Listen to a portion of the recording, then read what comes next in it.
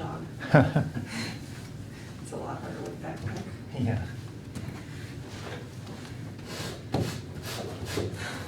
I once raced a colleague from Pomona to here. She said, hey, do you need a ride? Because she was driving. And I said, no, I'll walk. And she said, I'll beat you. And I was like, oh, really?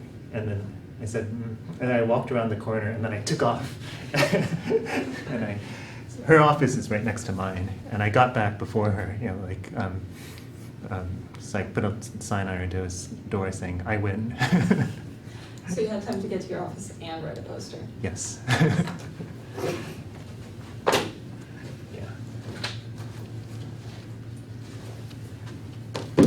Okay, well, I wish everybody would show up on time, but let's just pretend that everybody's here. You're here. So, so let me first recall a couple of things that we're going to need from last time. And the first one is that that the dilated Gaussians. So remember, we have this function e to the negative pi x squared, which we're calling the Gaussian, and then we have these guys, k sub delta x, which are dilations of the Gaussian, right? So we have this x over this, right? In other words, 1 over root delta e to the negative pi x squared over delta. Right, we have these guys, which we were calling, which were the dilated Gaussians, and the thing that we showed at the end last time was that that the dilated Gaussians were an approximation of the identity, and so when you had f in the Schwartz class, then when you convolved with the dilated Gaussians, that they converged uniformly back to the function on R. Okay, so that's what we showed last time, that the dilated Gaussians behave, you know, that the good kernel behaves just as it did in the good kernel on R. Good kernels on R behave just like they did for good kernels on the circle. Okay, and like I said, in the email, I kind of botched the proof, but what it relies on is that, and I redid it in the video. So it relies on the key fact is that f is uniformly continuous on R. Okay, and in fact, we don't even need the thing to be in the Schwartz class. As long as you have your function to be uniformly continuous on R, then this uniform convergence is going to happen.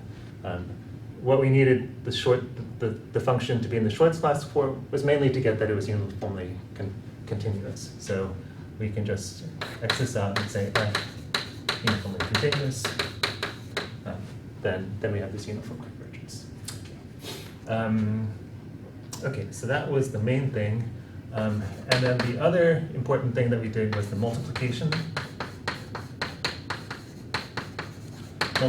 formula, which said that you could pass the Fourier transform from one function to the other. You're integrating one function against the Fourier transform of the other.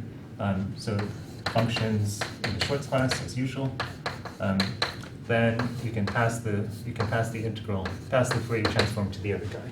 Oops, pass the Fourier transform to the other guy. Okay. So and it's this that's going to allow us to get what we're going to go for today are the inversion formula,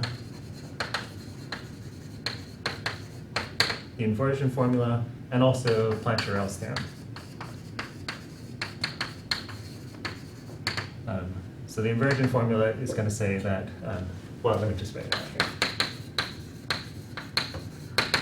So the inversion formula says that we can recover the function from the Fourier transform, right? That if f is in the Schwartz class, then then f can be recovered pointwise by taking the integral of the Fourier transform against the appropriate character. Okay. Right. So this is the this is the complex conjugate of e to the negative 2 pi I x. Right. So we're doing just like we did before. We have a Hermitian inner product. We're integrating this function against. We're taking the inner product of this guy against this this character. So would that be like the inverse of the Fourier function? Yeah. So this is what we're going to call integrating something against this thing is going to be called. We'll call that the inverse Fourier transform. Okay. Yeah. So later on, we'll say for we'll define f reverse hat as the integral of this e to the 2 pi I x. That'll be our inverse Fourier transform, and then you could write this as this is saying that if you take the Fourier transform, the inverse Fourier transform of the Fourier transform, then you get back your function. Okay, so yeah, but I'll say that again when we get to it. Okay, so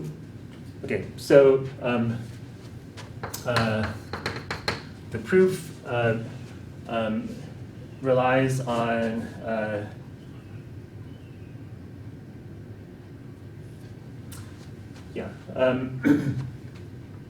okay, so here's the proof, and there's two parts to the proof. First, you show that you say, well, it actually suffices to show this for f at 0. Okay, so for x equals 0. Okay, so in other words, the only thing you need to show turns out to be that f at 0 is the integral of the Fourier transform. Okay, so we'll show that in a second. But let's first think, why it suffices to show for x equals 0. To say, well, suppose you have it, so say it's true,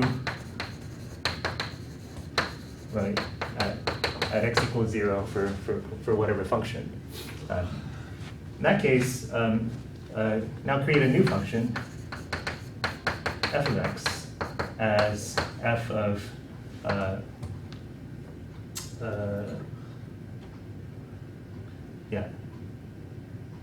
f of y as f of y plus x.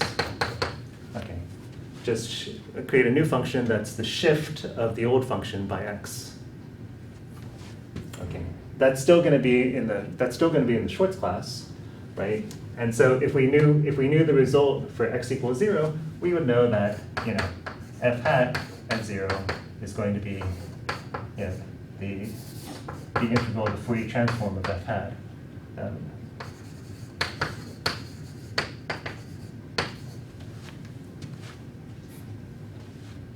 I'm sorry, f at 0 would be the integral of f hat, right? F at 0 is going to be f of x, little f of x, right? And remember, f hat, the Fourier transform of a translation is going to be the modulation of the modulation of the Fourier transform of the original function, right? So here we would just get Fourier transform modulated, right? E to the 2 pi I modulated by x, 2 pi I x d, 2 pi I x c dc. So that's then we have it for the general x. Okay, so proving it for x equals 0, and then applying that case to the translated function gives us the general case.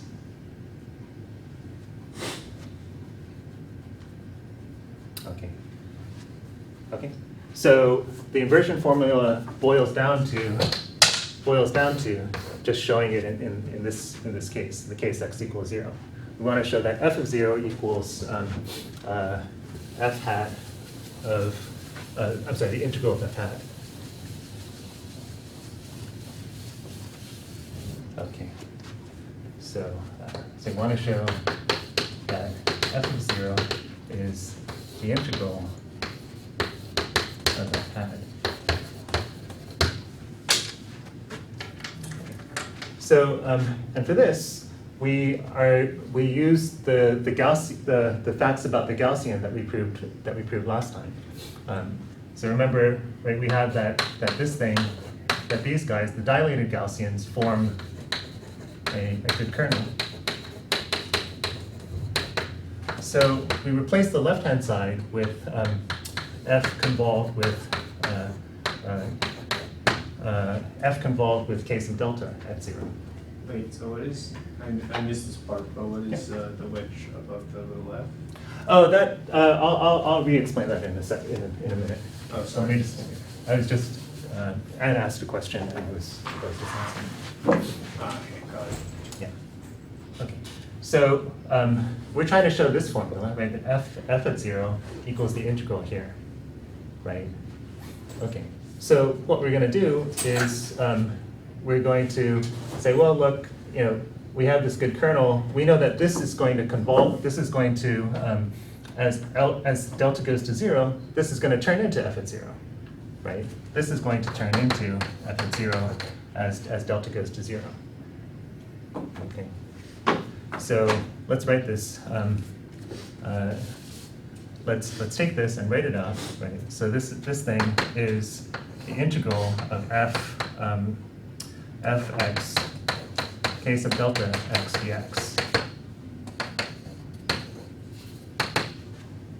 right? So it's the convolution of f against k sub delta at 0, right?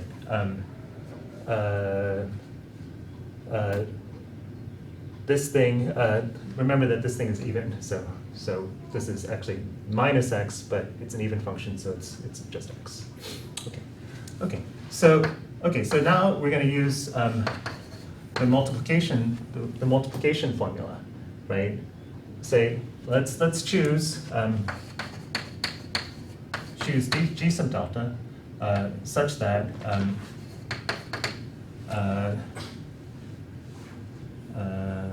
let's see. So we want g sub delta hat equals k sub delta, right? So that I can move the hat off of, right? So this guy is going to be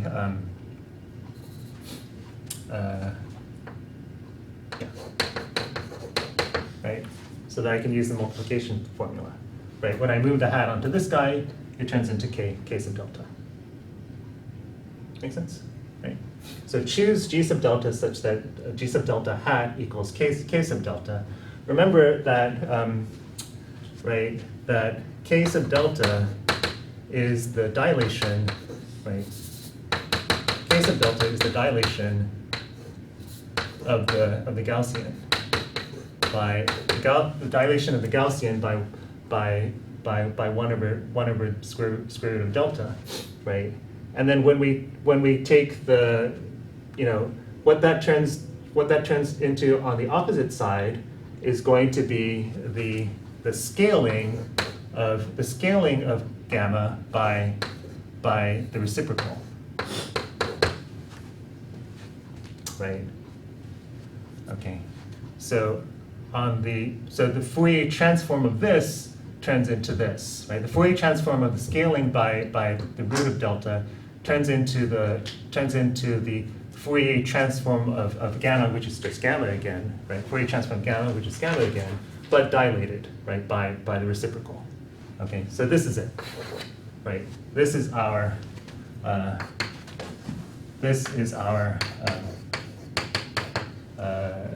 G sub delta. right? In other words, it's e to the negative pi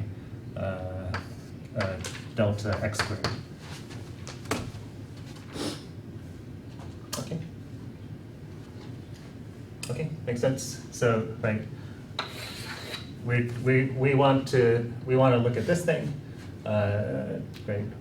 We take this integral and we use the multiplication theorem on it. Okay. Okay. So then, what do? You say, well, now take the limit as delta goes to 0. Now let delta go down to 0, right? On the left-hand side, like we said, we're going to get absolute 0, right? And then on the right-hand side, we get the limit of this thing.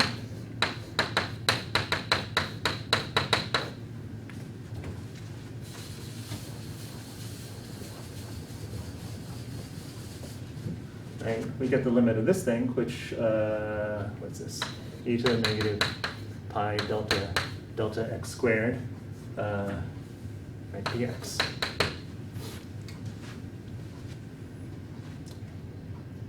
Okay, and we're hoping that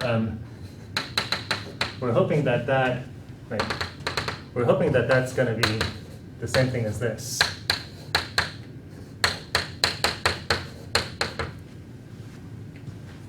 Right? We're hoping that that's going to be just the integral of the Fourier transform. Okay. Now that actually is pretty clear because say if you look at the difference, say, so if we look at f of x 1, 1 minus e to the pi delta x squared dx from negative infinity to positive infinity. Right. Remember, the Fourier transform of Schwartz class function is still in the Schwartz class, right? So this thing decays, rapidly, right? And this thing, is smaller than 1, right? This thing is smaller than 1, so we know that we can, find an interval outside of which this integral is tiny, right? Or the integral of right? So outside of, since this is in the Schwartz class, right? Since f hat is in the Schwartz class, we know that there exists an n such that the integral of this thing, outside of there, is smaller than epsilon over 2. So. Okay. So if we're looking at the difference, right, we play our usual trick of splitting the integrand, splitting the domain into the parts that are away from the origin, and then the parts that are close to the origin.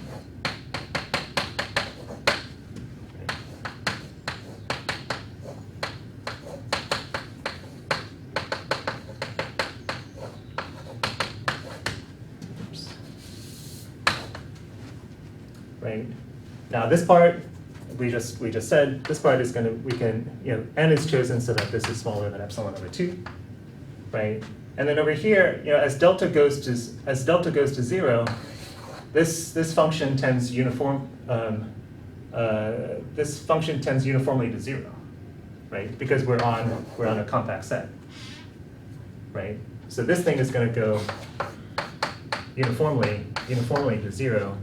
Right, and we have a bound on this. This is a bounded function. It's in the Schwartz class, right? And so this thing we can choose delta smaller, that this is smaller than epsilon over 2, right?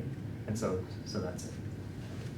So this thing indeed does turn into the right hand indeed does turn into the integral of the Fourier transform. Okay, so right, the key point here is using the Gaussian, right? The key point here is the fact that this dilations of the Gaussian are an approximation of the identity, right? And that the Fourier transform of the Gaussian of these dilated Gaussians are just scale Gaussians.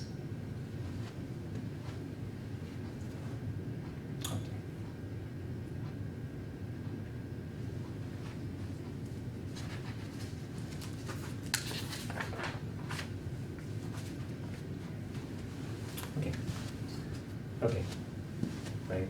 And you guys see how this is sort of like the standard thing to do with Schwartz class functions, right? You say, well, look, outside of an interval, these things are tiny, so we can ignore that part. And then inside the interval, we can use some sort of, we'll use some property of the thing that we're looking at, right? Of the other function, which here is uniformly continuous. Okay, so so now here's that thing that I put up earlier. So given G in the Schwartz class, we define the inverse Fourier transform. The inverse Fourier transform.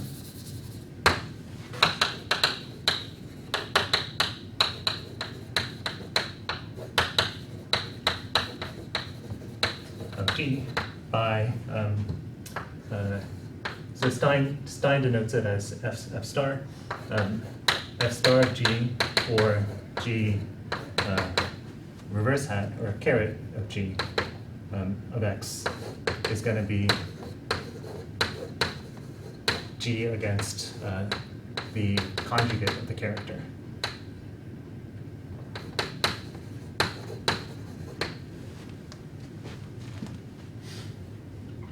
Okay, so Fourier inversion you can write as F star of F is just F. Okay, or F hat reverse hat, right? F hat reverse hat equals F. Okay, yes. But when we discover that transforming twice is the same, sorry, what I'm trying to say is the backwards hat the same as the forwards hat? We just haven't seen that yet. No, it's not. It's not Okay. the same actually, because you'll get right. So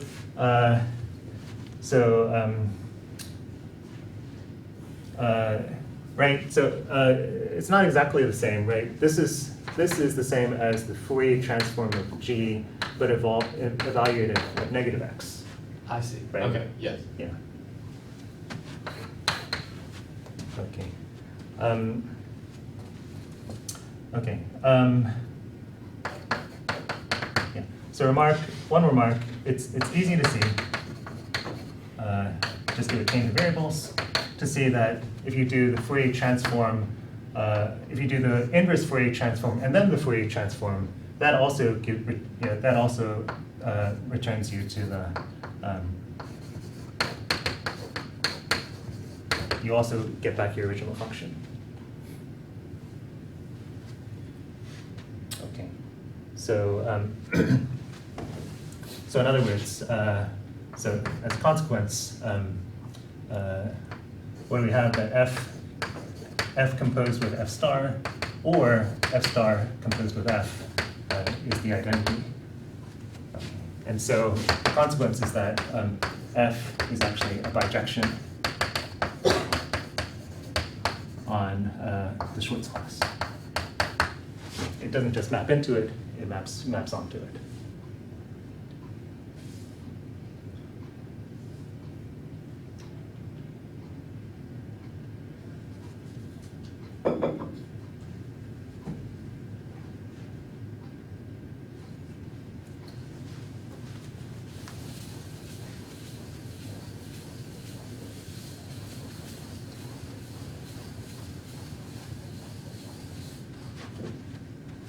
Okay, okay. This is you guys look a little taken aback, but this is actually really trivial. So it's just a calculation. Okay.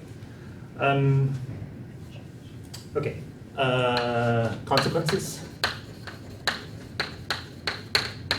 Or consequence, Plancherel's theorem.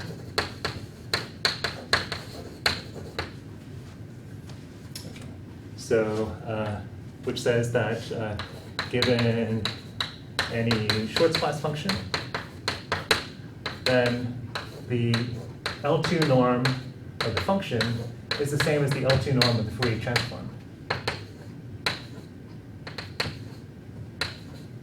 So Fourier transform preserves the L2 norm.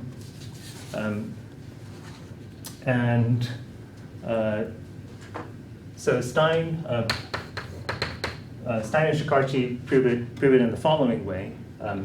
They say let f flat be the conjugate of f of negative x. Okay. And let h be the conjugate. I'm sorry, the f convolved with f flat. This is musical notation for those of you who know music. This is not regular. This is like just in this book. But there is something called the sharp operator in harmonic analysis. So maybe Stein said, oh, we'll just call this thing f flat. But this has nothing to do with that. Okay. Okay. So and then you say, well, look. Then by inversion, we know that h of 0 is going to be the integral of h hat. The integral of h hat, right? But f of h of 0, right? H of 0 is f convolved with f flat at 0, right? But f convolved with f flat at 0 is going to be the integral of f of x, f flat of 0 minus x, right? F flat of 0 minus x is going to be f of x bar. Right? And so on the left-hand side here, we get the L2 norm of f.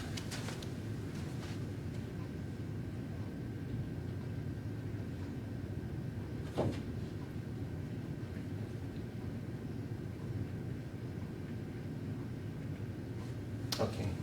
And then on the right-hand side here, we're going to get h hat, right? Well, h is this, so we're going to get the integral of f hat times the Fourier transform of f flat, right? Okay, so what you get? That's okay. So you get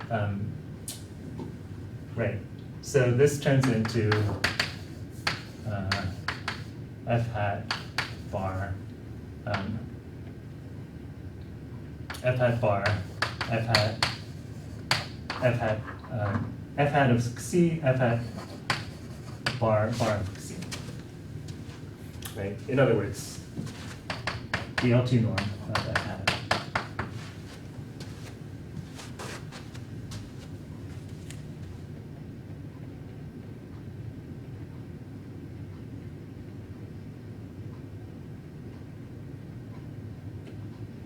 Okay, so Plancherel's there.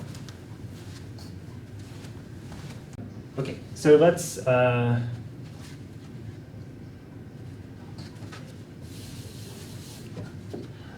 okay, so an application. Weierstrass approximation.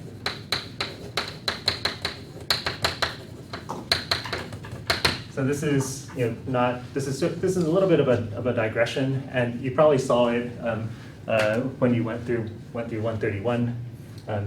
But we're going to do it again, just from the point of view from this point of view. Okay. So suppose you have let f be a function on an interval that's continuous. Okay. So you've got a continuous function on an interval, and then given any epsilon, there exists a polynomial p such that the supremum of the difference between f and p over your interval is smaller than epsilon. Okay. So in other words, and I think we even have used this theorem before, but in other words, polynomials can approximate continuous functions uniformly on compact sets.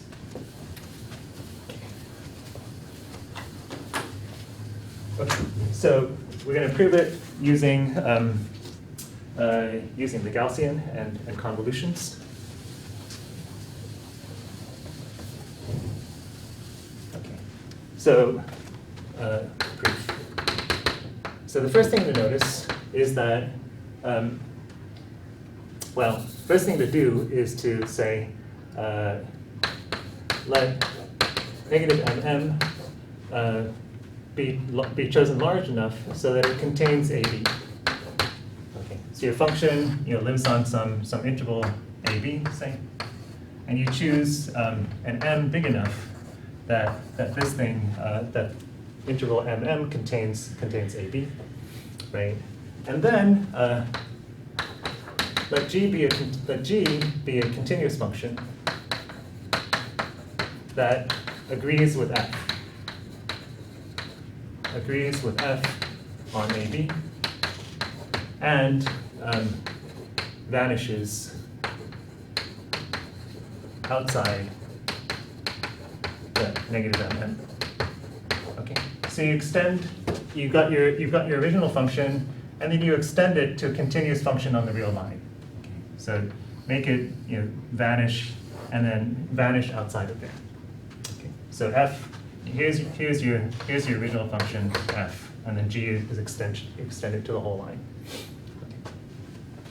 Okay, so notice that g is uniformly continuous. G is uniformly continuous, and then we can use that corollary from last time that said that then G convolved with the dilated Gaussians converges uniformly to G on the whole line. Okay, so if we fix given epsilon, we know that there exists delta naught small enough such that g of x minus g convolved with k sub delta naught of x is smaller than epsilon over 2 for all x in R.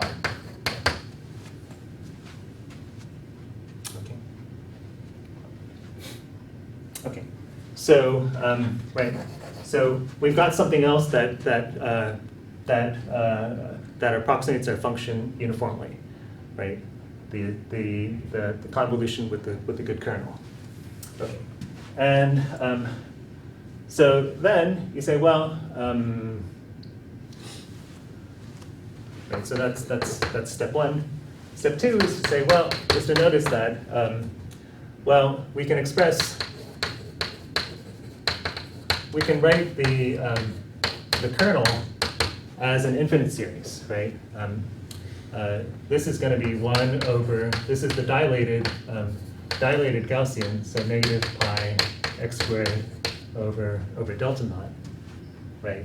well, we use the expansion of the exponential, right? And we get summation n from 0 to infinity,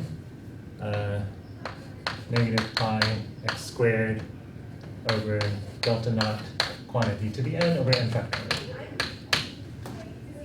Right? So this, which converges uniformly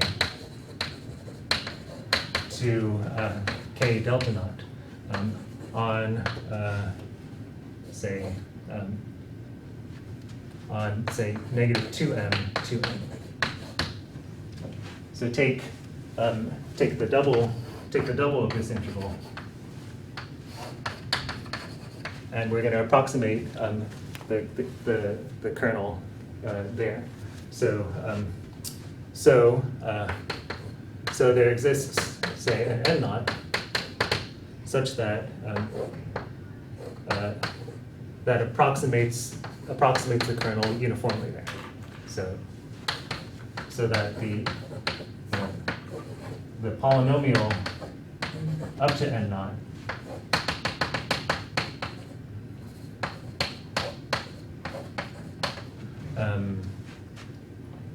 is smaller than epsilon over what we need is 4mb, where b is the bound for b is the bound for g.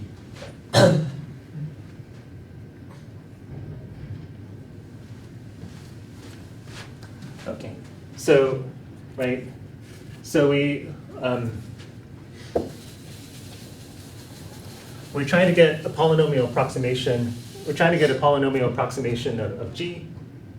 We know that we can get this good kernel approximation. Right? We know we can get this good kernel approximation. And so what we're going to do is approximate the good kernel approximation with a polynomial approximation. Right? So as long as we can approximate this guy with a polynomial, we're good, because this guy approximated this guy. Okay. So that's the point. So what we're going to do is just take the convolution of g against this truncated, against this polynomial here, the truncated series. Okay. So now, then for x in negative mm, which is all we care about, because we only want the approximation on AB. For x in negative mm, we see that if we look at the difference between the good kernel approximation and the truncated approximation,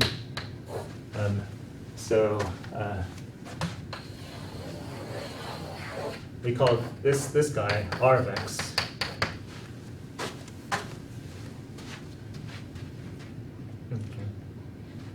Well, that's just going to be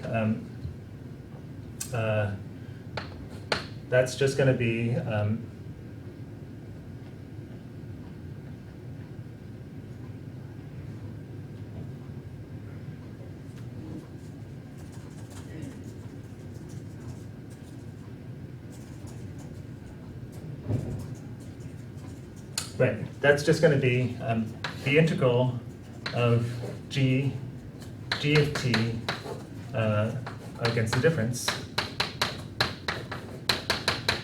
right? Against the difference. So that should be x minus t. X minus t minus r of x minus t dt, right? And this is only going to be integrated from negative m to m because that's where g is non-zero, right? G is zero outside. G is zero outside of this interval, so we don't have to worry about it. Okay. But what do we have? We have that the difference between that the polynomial approximated the kernel, right? We had that the polynomial approximated the kernel uniformly on negative 2m to 2m, right?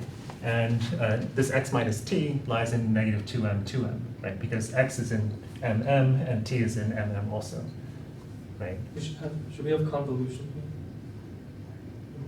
This is convolution. Oh, sorry. Yes. Yeah. Yes. Yeah. My bad. No, good.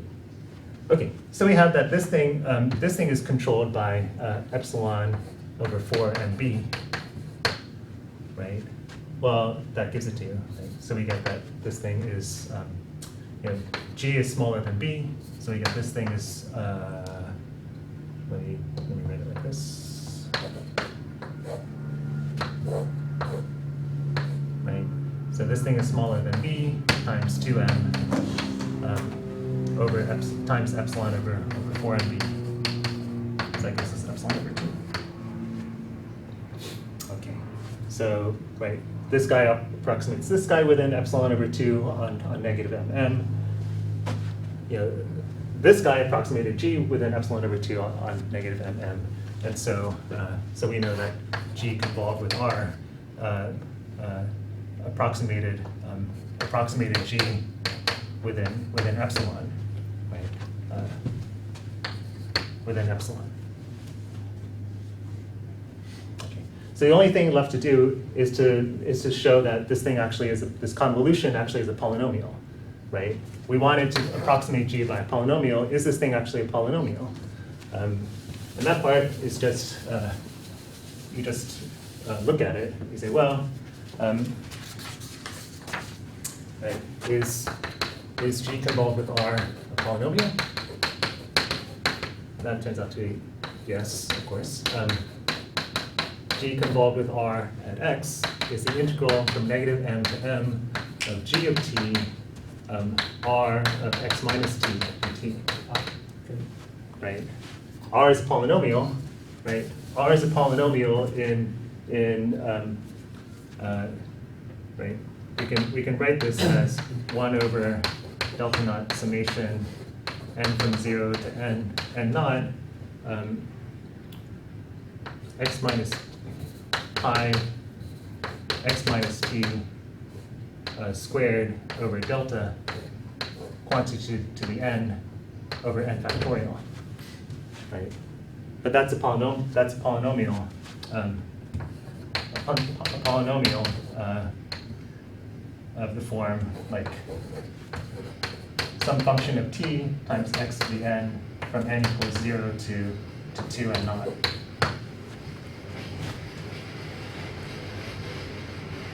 Right? And then when we integrate over t, we get a bunch of constants. We get a bunch of constants times the x's to the n, and so we get a polynomial.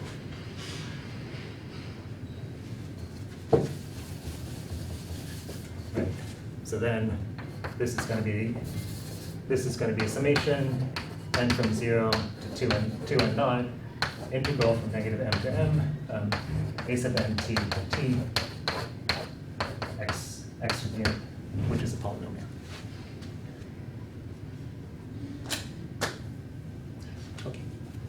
Okay, so that is sort of the end of like the basics of the Fourier transform. And then next time we're gonna, I think the rest of the chapter is doing some applications to PDEs. And then after that, we're gonna go to the Fourier transform in higher dimensions and talk about like the wave equation in higher dimensions and applications as well. Yeah, so yeah, should be fun.